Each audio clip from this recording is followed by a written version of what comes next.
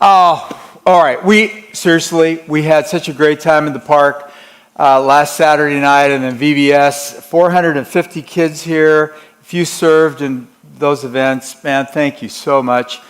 I feel bloated today. Like, man, seriously, it's so good. Like, I'm not sure if I could take much more, right? But here we are. Happy Father's Day. All right. Let's jump into this, right? If this is your first time here, welcome. My name is John. I'm one of the pastors here. And I get to kick off a new summer series, right? 10 hard questions for Christianity. So I'm excited because this is kind of in my wheelhouse. But this morning I want to provide a framework for how to approach the summer, these 10 weeks, and then take a look at our first hard question. How do I know that Christianity is true? So let me frame the new series.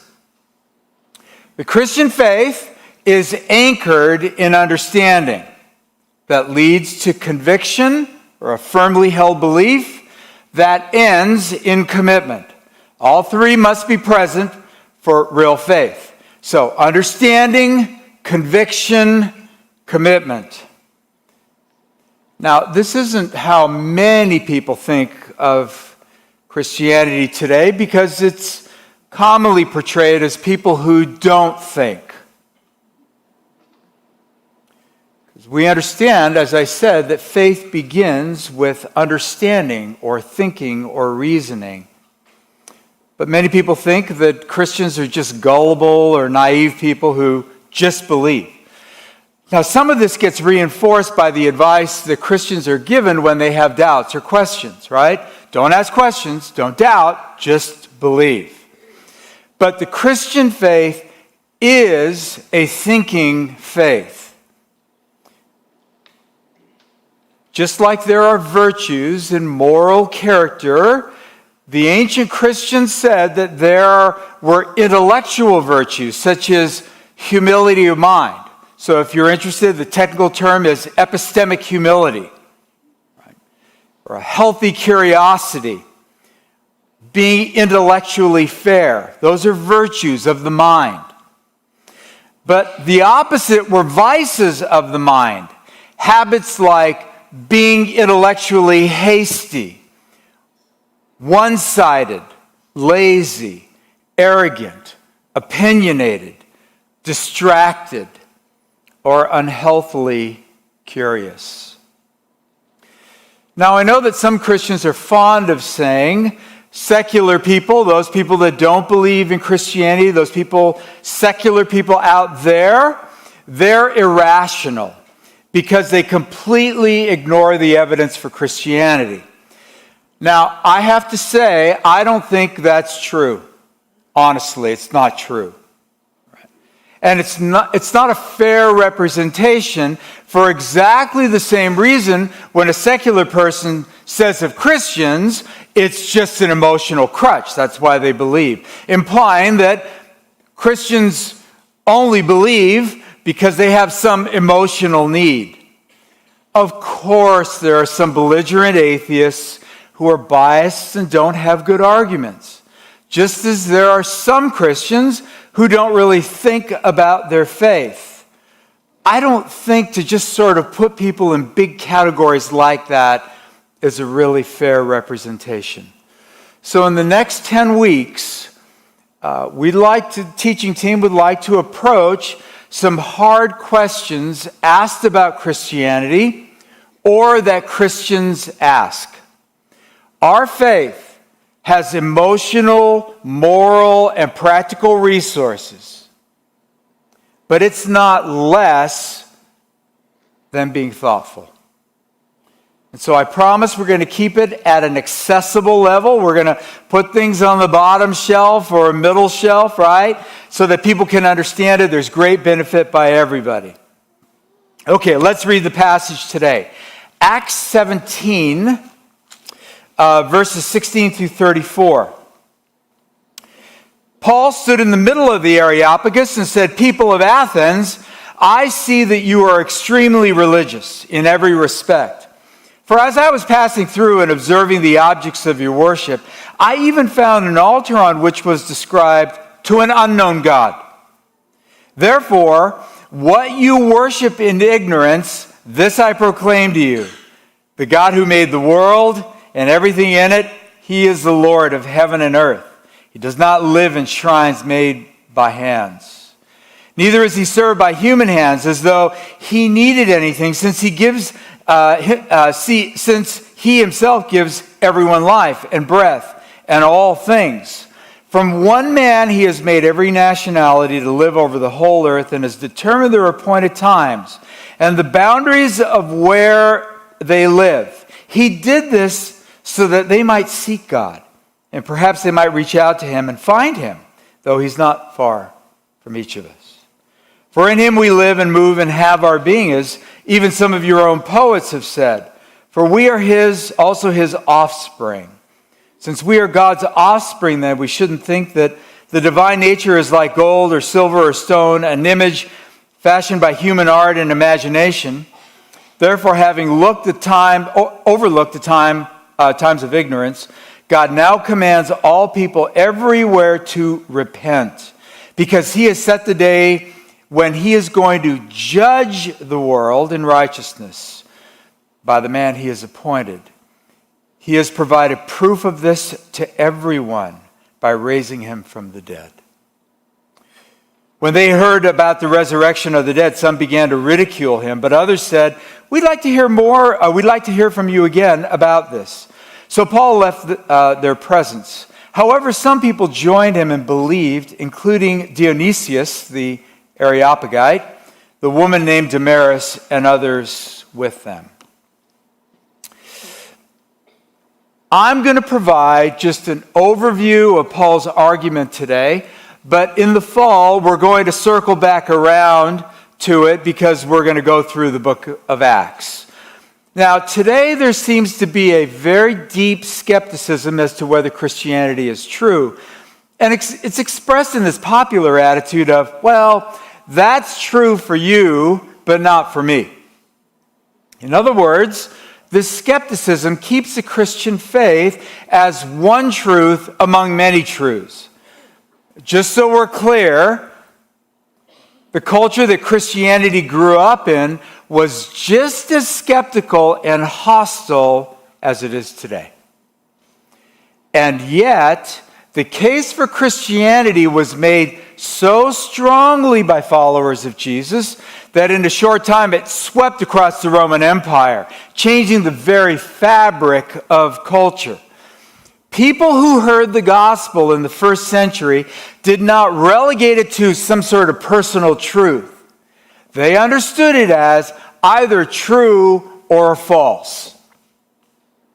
So as you think about the questions, does God exist, or if you can know that Christianity is true, it's important for us to remember that we're not looking for one airtight argument.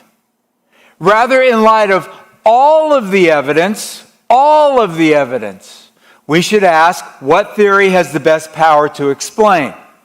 This is called inference to the best explanation. Inference to the best explanation. What can we infer from the body of evidence, the totality of evidence or data, to the best explanation? In Acts 15, Paul was waiting in Athens for others to join him. So in the meantime, he started visiting the local Jewish synagogue to talk about Jesus the Messiah. But he also went day by day to the marketplace in Athens. Now, Rome was the center of power, but Athens was still the city where cultural and intellectual ideas were born and sustained. The marketplace, called the Agora, was not what we might think of a marketplace today. One commentator wrote this, that just on the Agora, or just off the Agora, were temples, law courts, state offices, public archives, libraries, shops, concert halls, dance halls, a gymnasium, theater, and galleries. So we can think of the center of Athens where you were exposed to the latest in culture, finance, philosophy, government, right? Every day in the Agora, Paul reasoned with the Greeks were Gentiles. And that word reason means he engaged in Socratic discussion with them, with the city's elite, asking and answering questions that were meant to stimulate people to think critically and then to draw out ideas and beliefs. In verse 18, we read that he was speaking to a group of Greeks who began to debate with him as he shared about Jesus and the resurrection. And they eventually took Paul up Areopagus Hill, or Mars Hill, to the Areopagus Council, which was made up of the cultural and intellectual elite of the elites. And they were Stoics and Epicureans. Now, it's a bit of an overgeneralization, but the Stoics were the conservatives of Greece. They believed in moral absolutes, and the meaning of life was to be virtuous, to be a person of character, like being noble and courageous. And you did this by living according to the rules. There was a rational and logical order to the universe, and you detached your heart from all emotion and passion.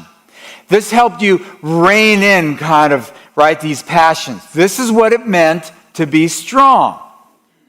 Now, the Epicureans were the Grecian liberals, the relativists. They believed that when you died, that was it. So life was all about the material world. All that exists are atoms, and then the void of nothingness. If the gods do exist, they're distant. So the point of life was, you got to do you. Human freedom was really important because you needed to be free in order to chase pleasure. Now, does this sound familiar? Like, times don't change.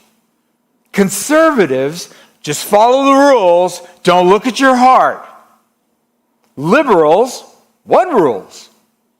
Freedom is doing whatever you want to do or whatever your heart wants or makes you happy.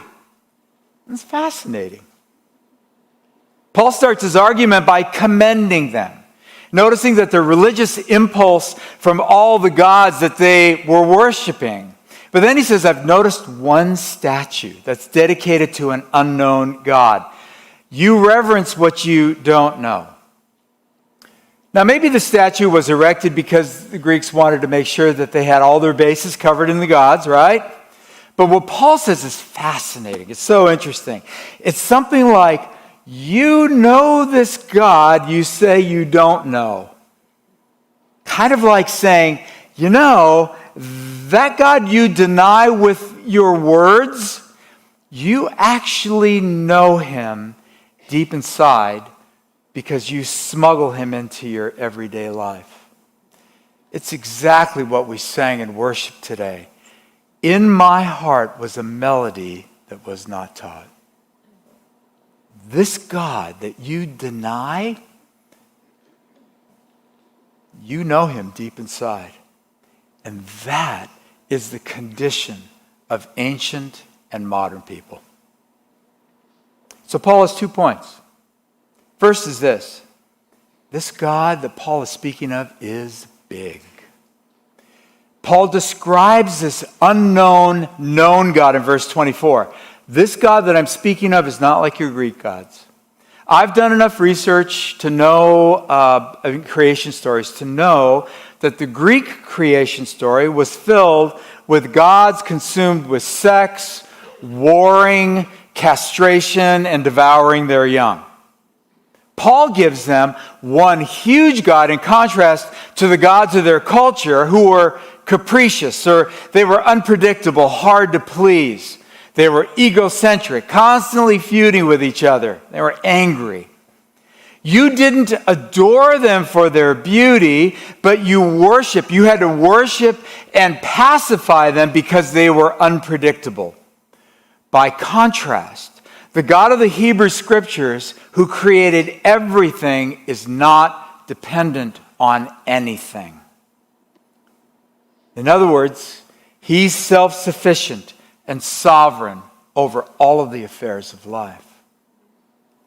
But Paul alludes that creation is also an intimate, personal relationship. It's an invitation for people to have a relationship with this Creator God. In contrast to all the other creation stories that I've read about, the Christian story is the only one that I know that has personal love undergirding it all. And I'm telling you, everyone knows this. Everyone knows and senses that love is undergirding the universe. Paul says, you know that God has to be big. Even your Greek poets identified this. So he quotes two poets, right? The first one is attributed to Epimenides. This creator God does not need temples or service from humans. And the second we know is Areopagus, who wrote, in him we move and live and have our being. Our hearts and our minds want and need a God that is that big, but he has to be personal. When we read that he has determined people's appointed times, Paul uses the word foreknow. It's not in the sense that we don't have free will, but it's in the sense it means that he's so large, so in charge of your life that nothing gets past him. Where you live, what you do, where you were born, it's all because a big God is behind all of it. Only if your God is that big can you relax instead of trying so hard to get a life that constantly feels like it's out of your reach. Only with a God that big can you meet big problems in life. Only with a God that big can you receive comfort and strength and power when you're facing death. Now, if you have a God that approves of everything that you do, or just loves you and lets you do whatever you want, you have a small God. Because if love in action is costly, my question is, what did it cost your God to love you?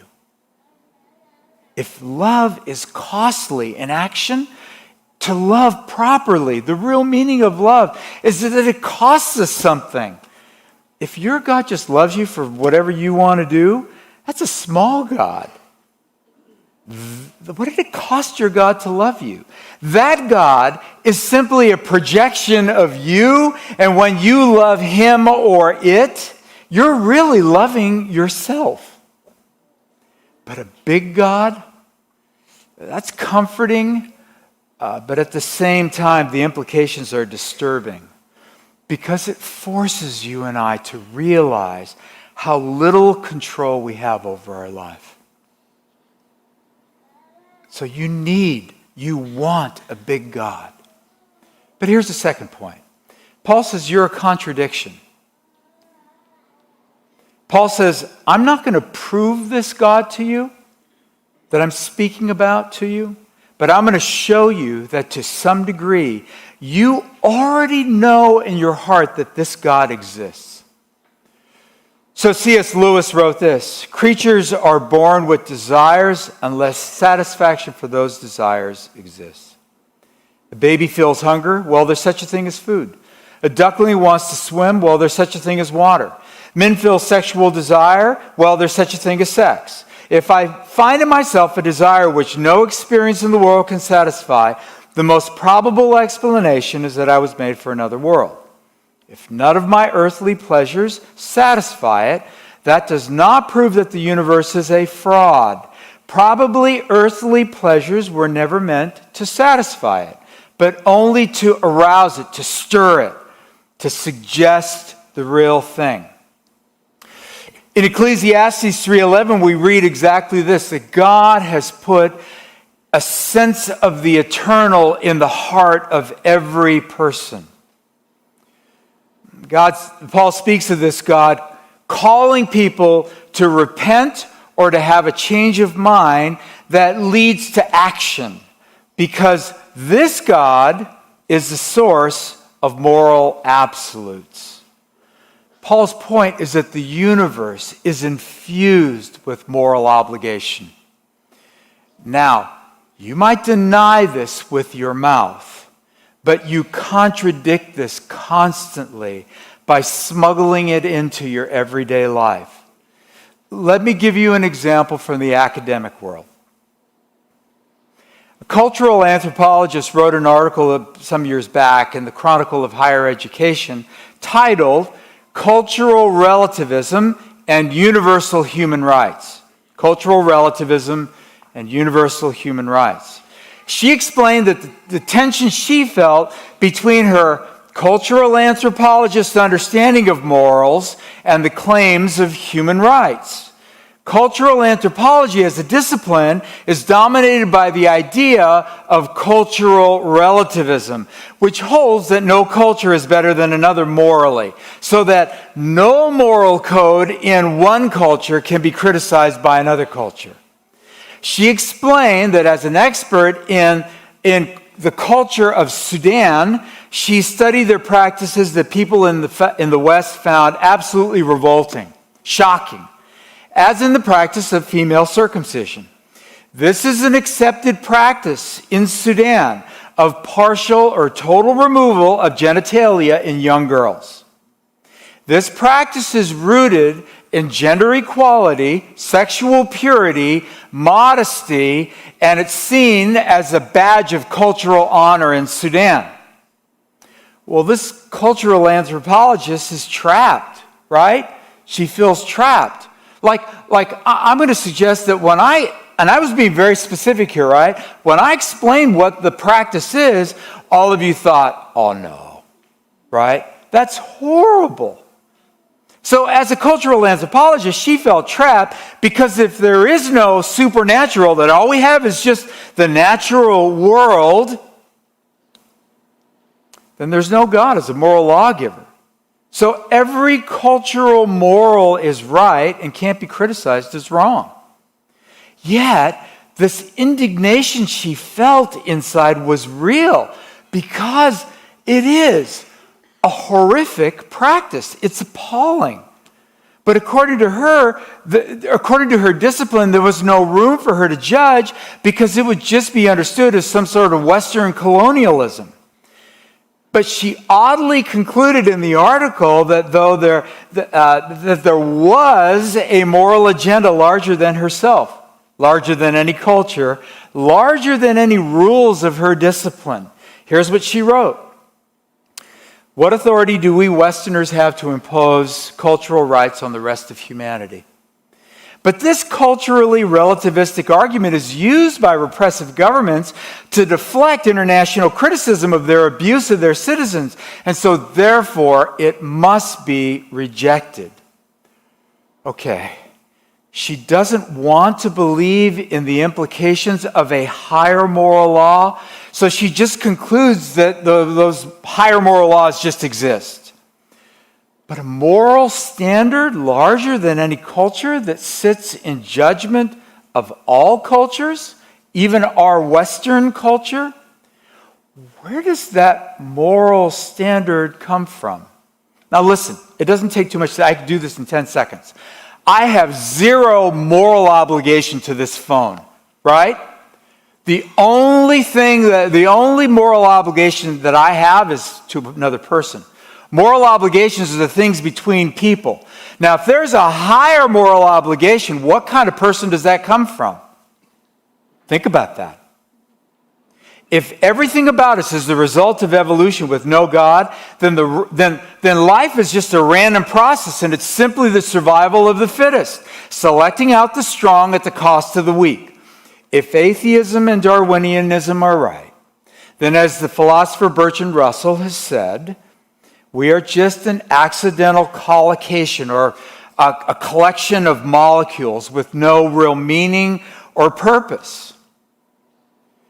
But why then do we have this intuition that there really are morals in the universe that give life meaning? Like, why do you and I have this moral knowledge? Just this gut moral knowledge that a strong nation should never invade and conquer a weaker nation. if there's no God, isn't that just a natural consequence? In fact, isn't even the statement, all truth, all moral truth is relative, isn't that a true statement by itself? Why wouldn't that truth statement itself be relative?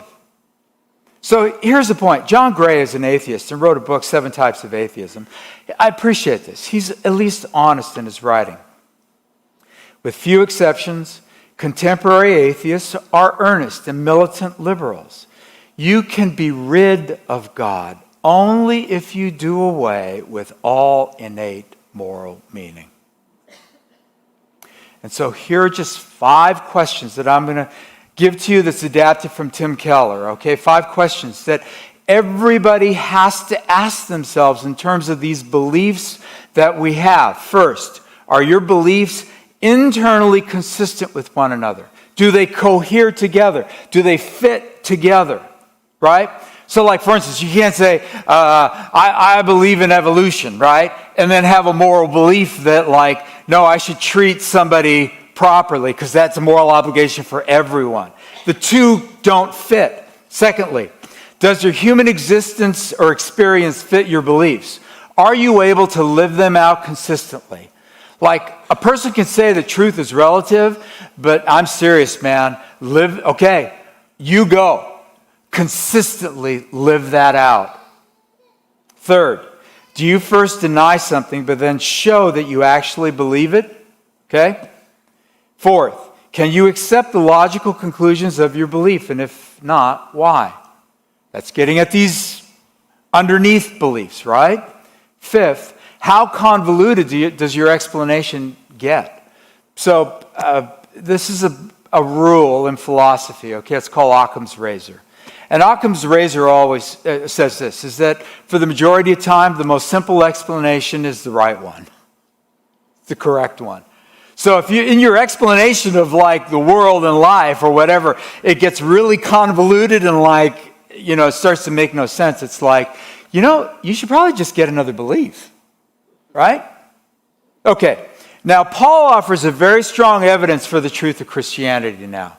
The resurrection of Jesus.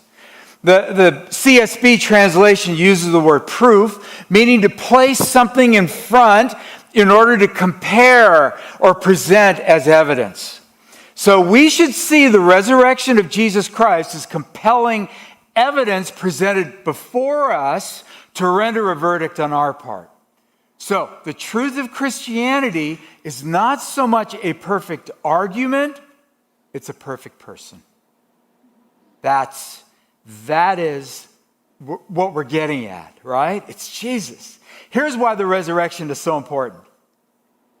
The burden of proof is not on those who believe that it happened in history. They can point to the fact that all the disciples except John died a martyr's death, and they were absolutely convinced that Jesus was risen from the dead. Even Josephus, the Jewish historian, recorded at that time that Jesus lived as a rabbi and he was crucified. But then it begs the question, what happened to the body? The Christian explanation is on the 3rd day, Jesus actually rose from the dead and appeared to hundreds of people at the same time for a period of 40 days. Any alternate explanation for the body ends up becoming wonky, right? Not fitting the historical facts of the case. Okay, so this morning, if you're here and you aren't a Christian, let me say this in the most respectful and yet direct way. You have to wrestle with the resurrection, and the burden of proof is on you. We read that the Greeks sneered at Paul when he spoke of the resurrected Christ. They didn't even believe this was possible. You have to account for how hundreds of Jews saw Jesus Christ at the same time for 40 days. How does group hallucination work? When Jews weren't even thinking that bodily resurrection was possible. Like, even if some Jews believed in a spiritual resurrection, they didn't have any room in their worldview for a Jewish Messiah to be bodily risen. Like, they didn't want a dying Messiah. They wanted a conquering Messiah who would kick Rome out.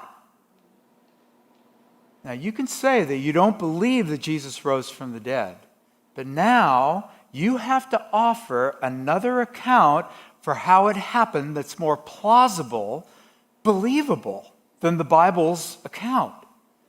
There's no historic alternate explanation for the birth of the Christian church that's more credible. Or maybe you have new facts, right, that make more sense to you. Now, if you consider yourself to be a Christian, let me say this in the most respectful and yet direct way. Some of you might be here and you're wrestling with this question of, did Jesus rise from the dead? Like, you're a Christian, but you're still wrestling with it, right? Or maybe you've wrestled with it in the past and it's still coming back, this presenting itself as this moment of doubt. I'm going to say, if you're going to wrestle with the question of the resurrection, I think this is the best place for you to do it. Calvary should be a safe place for you to wrestle with that question.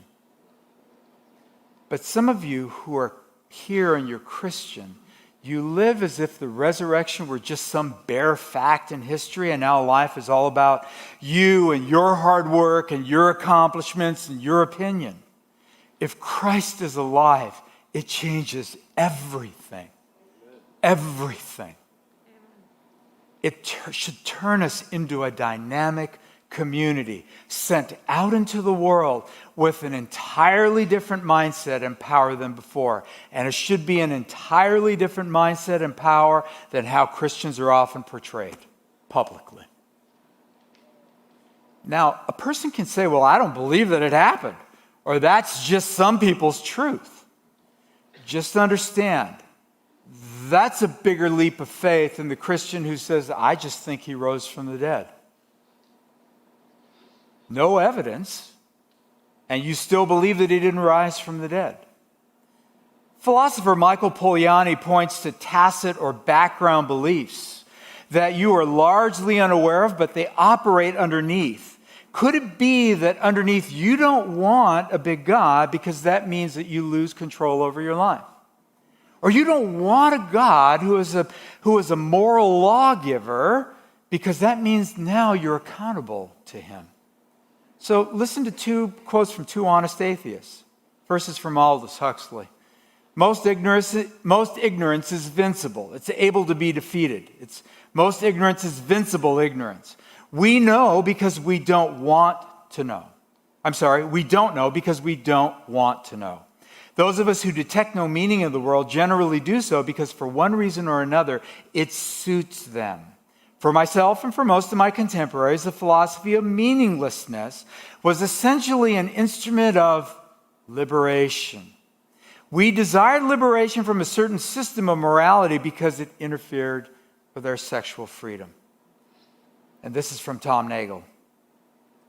I want atheism to be true. And am made uneasy by the fact that some of the most intelligent and well-informed people I know are religious believers. It isn't just that I don't believe in God and naturally hope that I'm right in my belief. It's that I hope there is no God. I don't want there to be God. I don't want the universe to be like that. Okay, but you might ask, well, why do I have to be a Christian? Why do I have to become a Christian? Can't I be just a good person and not be a Christian? C.S. Lewis, in his famous essay, Man or Rabbit, in God in the Dock, wrote this. Now, it's a long quote. Just listen. It's not up.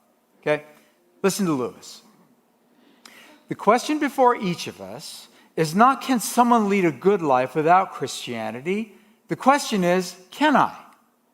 We all know that there have been good men who were not Christians, men like Socrates and Confucius, who had never heard of it. But the person who asks me, can I lead a good life without believing in Christianity, is clearly not in the same position. If having heard of it and having seriously considered it, you've decided that Christianity was untrue, then you would not be asking that question at all. But the one who asks this question has usually heard of Christianity and is by no means certain that it may or may not be true.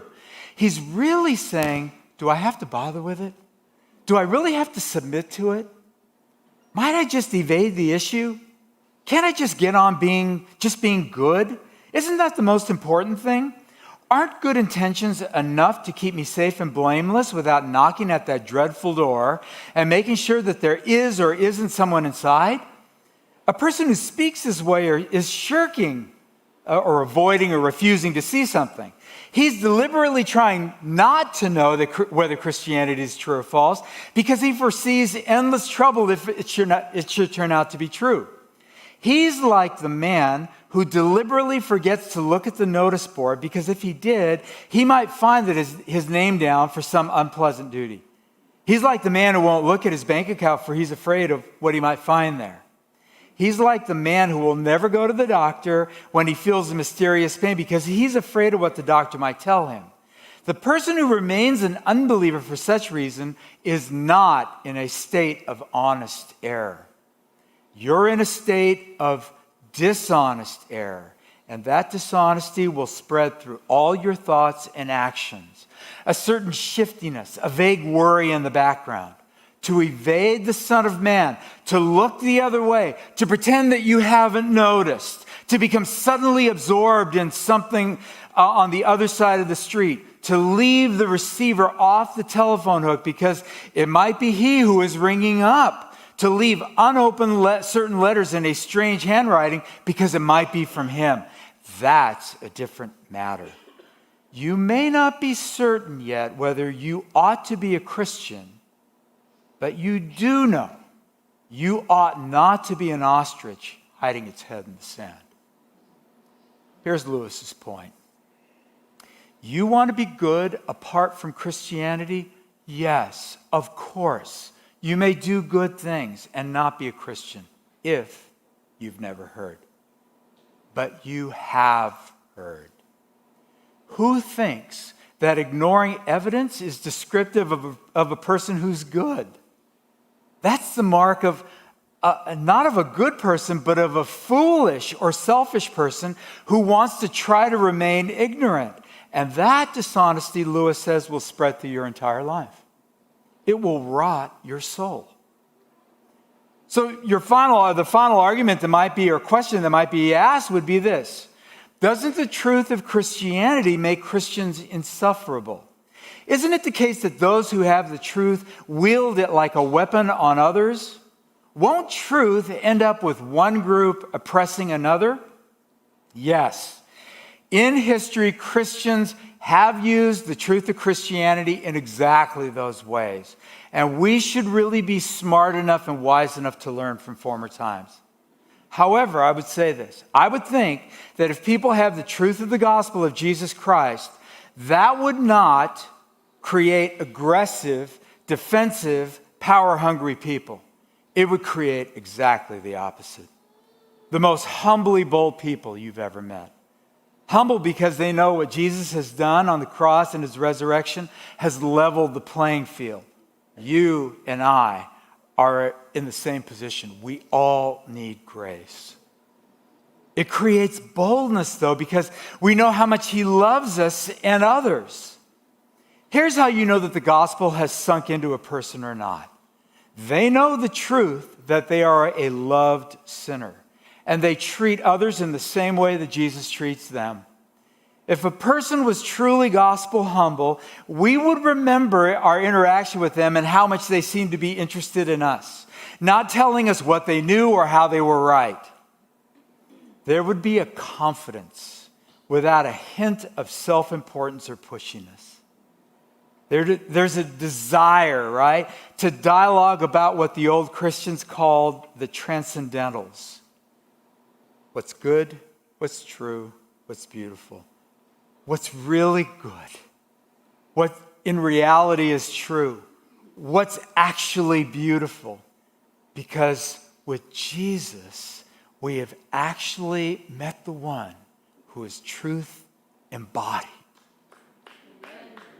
He is absolutely good. Amen. And he is so beautiful that our response to beauty in this life is just an approximation of how captivating he is. Let me pray.